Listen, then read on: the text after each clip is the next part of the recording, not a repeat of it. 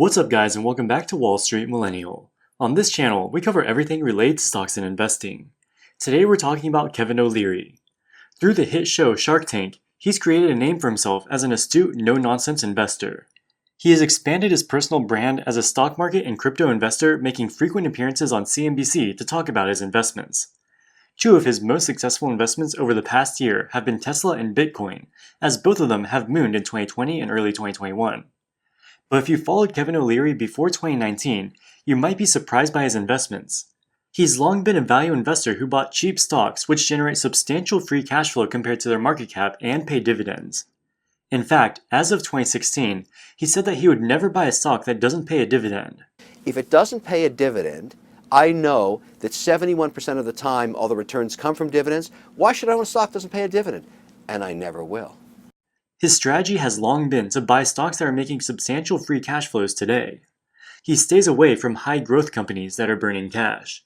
He even goes as far as to say that being these types of stocks isn't real investing and is more akin to gambling. You remember back in the late 90s, I'll use one example, Toys.com. I was an investor in Toys.com. I went to zero, never made any money.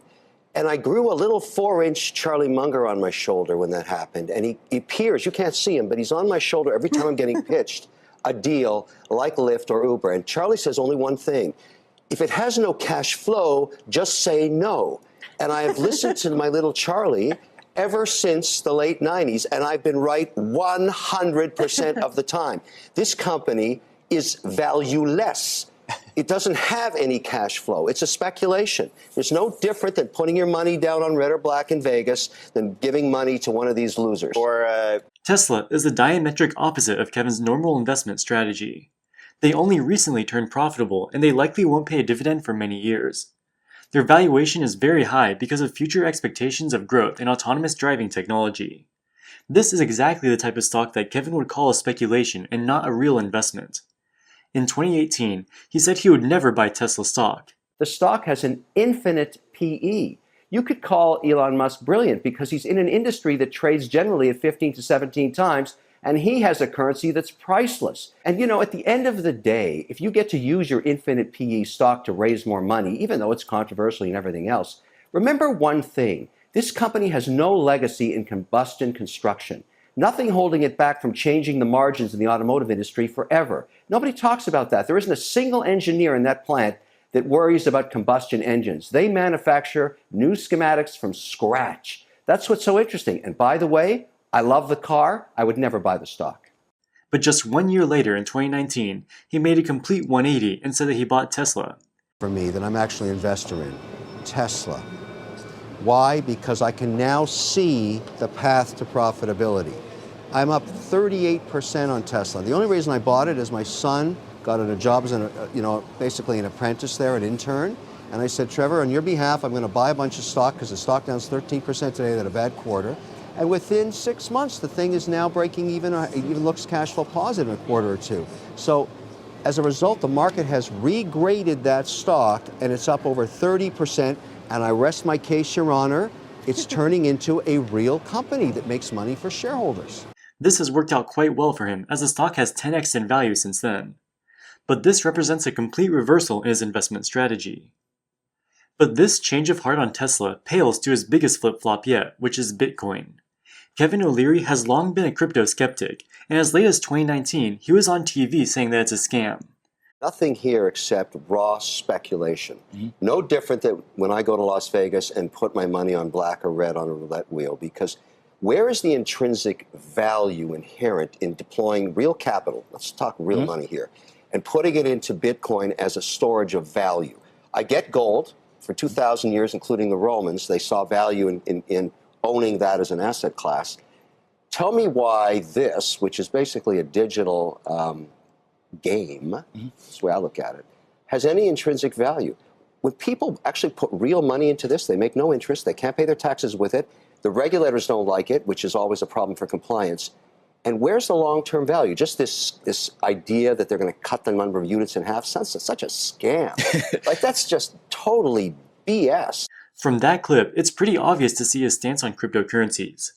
He demeans Bitcoin by calling it a digital game and calls it a scam. The idea is that Bitcoin produces nothing. It's much better to put your capital into a real business which creates real cash flows. You might agree or disagree with this viewpoint, but it's a valid opinion to have, and even Warren Buffett thinks the same way. But at the same time that Kevin was going on TV telling the world Bitcoin is a scam, he personally owned Bitcoin and had owned it for more than a year. Suddenly, like Bitcoin, Kevin, what happened? Well, when facts change, I change. And what changed and what kept me out of, I actually owned personally crypto since 2017, but couldn't talk about it because, as you recall, the regulators, particularly in large financial markets, including US, Canada, Switzerland, France, Britain, the Eurozone, were not really on side with Bitcoin for quite a while. So basically, the regulatory stance is changing their view on specifically Bitcoin. Now, as an asset class, that interests me because I obviously own positions in the Swiss franc, the euro, the British pound, the Canadian dollar, the American dollar. So whether I view it as an asset or whether I view it as a currency, it deserves a weighting in my portfolio now that I can own it without a regulatory backlash, which is what I'm concerned about. I'm in the financial services industry. He's owned Bitcoin since 2017, but didn't disclose it until 2020. He says this is because the regulators didn't approve of crypto at the time, so he didn't want to get into any compliance trouble. He runs the O-Shares ETFs, which is a regulated financial company. He uses this as the reason that he didn't want to go public with his Bitcoin position at the time. But this doesn't make a whole lot of sense. In 2017, he initiated a Bitcoin position in his own individual account and had nothing to do with any of his companies. No compliance issues would arise from this. I think a more likely reason for his delayed disclosure is that he bought near the peak of the bubble in 2017. After the crash, he was bag holding throughout 2018 and 2019. He didn't disclose his position because he didn't want to look like an idiot having bought at the top. But when Bitcoin finally mooned in 2020, he used this to take credit as an early investor. Of course, this is just my opinion. We don't know exactly what his cost basis was in 2017 or the real reason that he failed to disclose his position for so long. But this will go down as one of the greatest flip-flops in investing history. Tell me why this, which is basically a digital game, that's the way I look at it, has any intrinsic value. When people actually put real money into this, they make no interest, they can't pay their taxes with it, the regulators don't like it, which is always a problem for compliance.